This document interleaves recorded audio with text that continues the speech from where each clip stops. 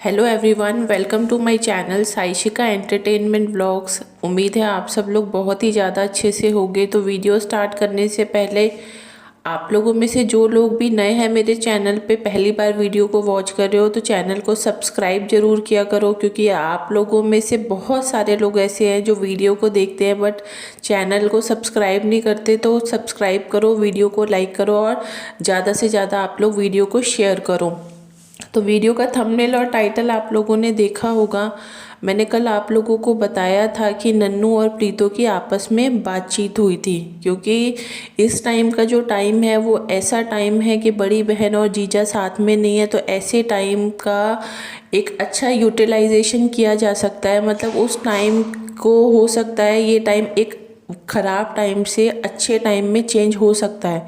क्योंकि क्या रहा है, शुरू से ही बड़ी बहन जो है उसने प्रीतो का घर ख़राब किया है। और कल उसने खुद ने अपने चैनल पे जो वीडियो डाला है उसमें उसने खुद बताया इस बात को कि अभी जो लड़ाई हुई थी दोनों के बीच में, दोनों बहनों के बीच, तो इसने दोनों भाई और बहन के चैनल के जो भी फीचर्स थे वो सारे रिमूव कर दिए। अब आप समझ सकते हो कि कहने के लिए अपने आप को बड़ी बहन बोलती है और अपने ही छोटे भाई बहनों का बुरा चाहती है, और दूसरी तरफ लोगों के सामने इस तरीके से रखती है कि मैं अपने भाई बहनों का भला चाहती हूँ, मैं हमेशा इनकी हेल्प करती हूँ। मैंने अपने ससुराल वालों को, पति को इतना इम्पोर्टेंस नहीं दी जितना मैंने अपने मायके वालों को इतनी अहमियत दी। मैं हर चीज़ में इनके आगे आगे रहती हूँ, लेकिन ये लोग मेरी बातों को नहीं समझते, मुझे ही गलत ठहरा देते हैं। और दूसरी तरफ ये इतने बड़े बड़े गेम खेल जाती है अपने बड़े भाई बहनों के साथ, और ख़ुद ही अपने मुंह से इसने जो ये बात बताई है ये काफ़ी ज़्यादा शर्मनाक बात है। क्योंकि लड़ाइयाँ हर किसी के बीच में होती है, लेकिन इतनी भी बड़ी कोई बात नहीं थी जिसकी वजह से इसने चैनल डिलीट करने की सोचा। और ये सब हरकतें इसने जो भी की हैं वो काफ़ी ज़्यादा ख़राब रही हैं।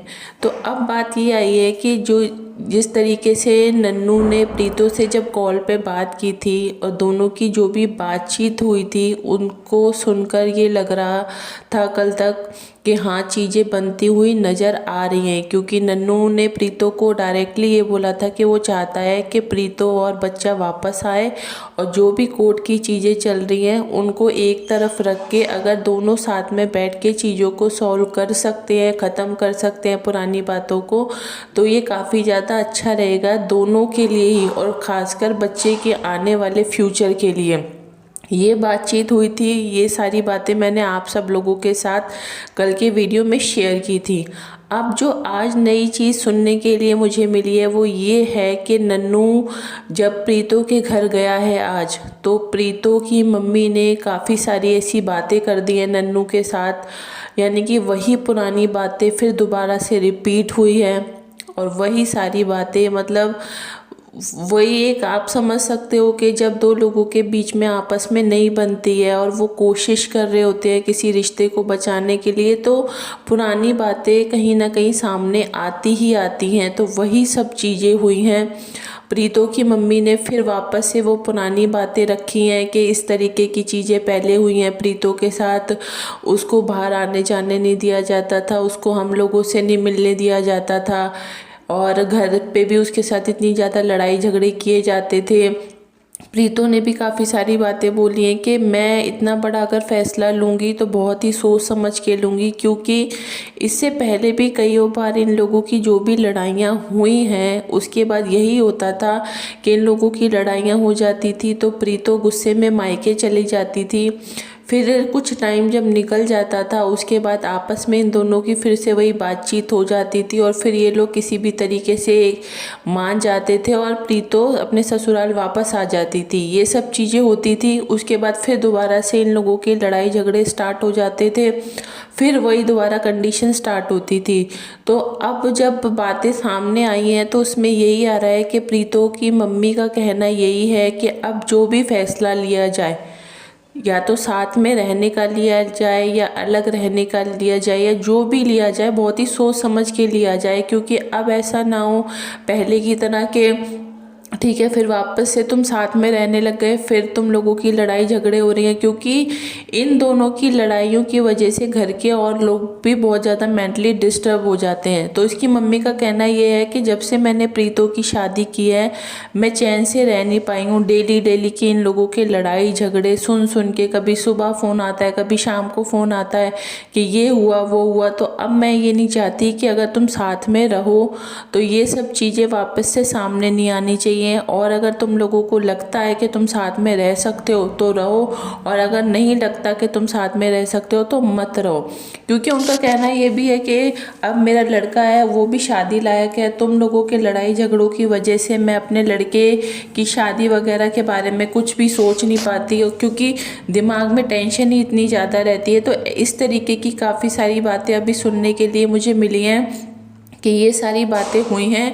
अब देखते हैं आखिरकार ये लोग क्या फ़ैसला लेते हैं, क्या डिसाइड करते हैं कि इन लोगों को साथ में रहना है या नहीं रहना।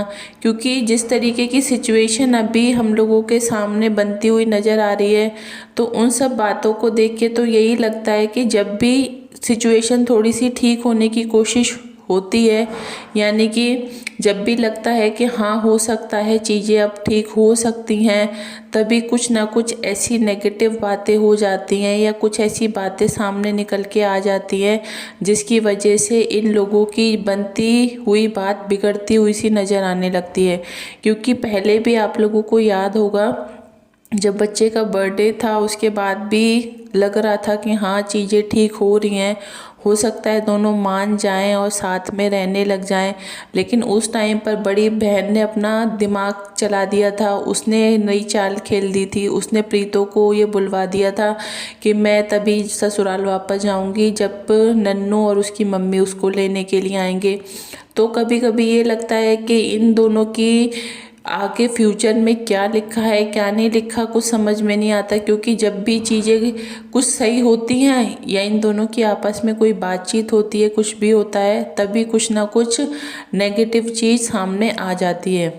अब देखते हैं आने वाले टाइम में क्या ये लोग डिसीजन लेते हैं। क्योंकि अगर दोनों समझदारी से काम करेंगे, बच्चे का भविष्य के बारे में अगर सोच के चलेंगे, तो दोनों को ही कॉम्प्रोमाइज़ करना होगा, एक दूसरे की बातों को थोड़ा सा इग्नोर भी करना होगा, और तभी लाइफ में चीज़ें अच्छी हो पाएंगी। क्योंकि इस तरीके से अगर छोटी छोटी बातों को लेकर चलना, घर वालों की बातों में आके चलना और हर बात घर वालों को बताने से चीज़ें बनेंगी नहीं, और बल्कि लगातार वो चीज़ें खराब ही होती जाएंगी।